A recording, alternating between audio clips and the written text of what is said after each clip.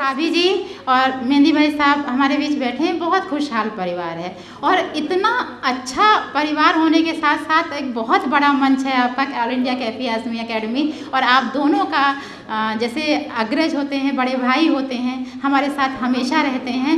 और यही हम जानना चाह रहे थे कि इस खुशी का राज क्या है। तो भाभी जी ने तो बताया ही, भाई साहब ने चलिए, भाई साहब को हम सुनते भी रहते हैं और बहुत कुछ सीखा भी है उनसे।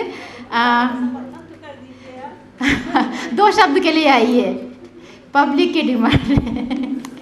उपस्थित देवी और सज्जनों, ख़वातीन और हज़रात, मंच पर की आज अध्यक्षता कर रही विद्या बिंदु जी, मुझे आपका स्वागत करता हूँ कैफ़ी आज़मी एकेडमी से कि आज आप यहाँ पर पधारें।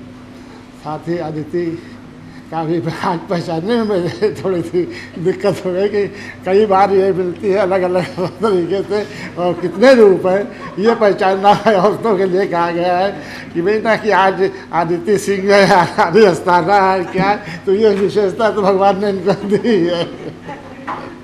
माफ़ करिएगा, मैं थोड़ा सा मैंने माहौल को चेंज करने के लिए बात कही है। और ज्योति जी, प्रकाश जी, भरत को भी पहचानने में थोड़ी दिक्कत हुई क्योंकि साकार जो है ये संस्था राजाजीपुरम से, ये बच्चे वो बच्चे हैं जो मेरे घर में जीने पर बैठ कर के, बालकनी में बैठ कर के जो है मीटिंगें किया करते थे। और वाकई जो है ये लोग काबिल तारीफ़ हैं। और जो आज ये विषय चुना है इन लोगों ने, परिवार और परिवार का कलाम, ये एक ऐसी समस्या है हर आदमी इससे गुजर रहा है। कोई ऐसा परिवार नहीं है जहाँ पर रहे हों। लेकिन मेरी अपनी ये सोच है कि कौन सी बात कहाँ कैसे कही जाती है, कौन सी बात कहाँ कैसे कही जाती है, ये सलीका हो तो हर बात सुनी जाती है। परिवार भय से नहीं चलता है, परिवार प्रेम से चलता है। अभी जैसा कि कहा गया कि लड़की दूसरे के घर से आती है, हकीकत है कि एक अपने माँ बाप को छोड़ करके, अपने भाई बहन को छोड़ करके एक दूसरे परिवार में आती है। अब आप उसका स्वागत किस तरह से करते हैं, ये आने वाले परिवार की जिम्मेदारी है। लेकिन साथ ही साथ आने वाले मेहमान की भी जिम्मेदारी है कि उन्हें इज़्ज़त देना, उनकी भावनाओं की कद्र करना है। ये दोनों ही पहिए हैं परिवार के। स्त्री और पुरुष परिवार के वो महत्वपूर्ण स्तंभ हैं जिसमें कंट्रोल चाहे महिला को हो चाहे पुरुष का हो, जो जिम्मेदार होता है।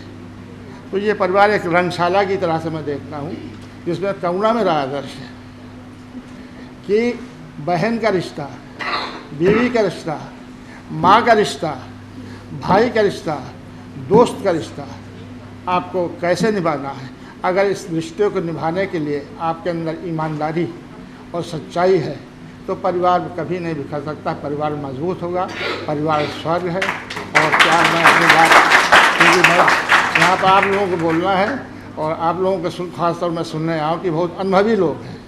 तो अपनी बात मैं एक शेर से शुरू की थी, एक शेर से ख़त्म कर रहा हूँ कि प्यार का जश्न, या कैफ़ी साहब का शेर है कि कैफ़ी प्यार का जश्न नई तरह मनाना होगा, प्यार का जश्न नई तरह मनाना होगा। गम किसी दिल में सही, आप अपने ही बारे में मत सोचें। माँ जिसने बचपन में ठंडी रातों में बिस्तर पर आपने गीला कर दिया, आपको उठा करके उसको किया है, अभी वो इस स्थिति में आ गई है, तो आपको प्राथमिकता देनी पड़ेगी आपको अपने पति को सहयोग कि नहीं, आपकी ड्यूटी है। अगर आप उसके साथ खड़ी होंगी तो आप वो परिवार मजबूत होगा। तो पति और पत्नी दोनों का जो घर के जिम्मेदार है, दोनों एक दूसरे के ऐसे सहयोगी हों जिससे परिवार, बस यही मेरी संदेश है। ये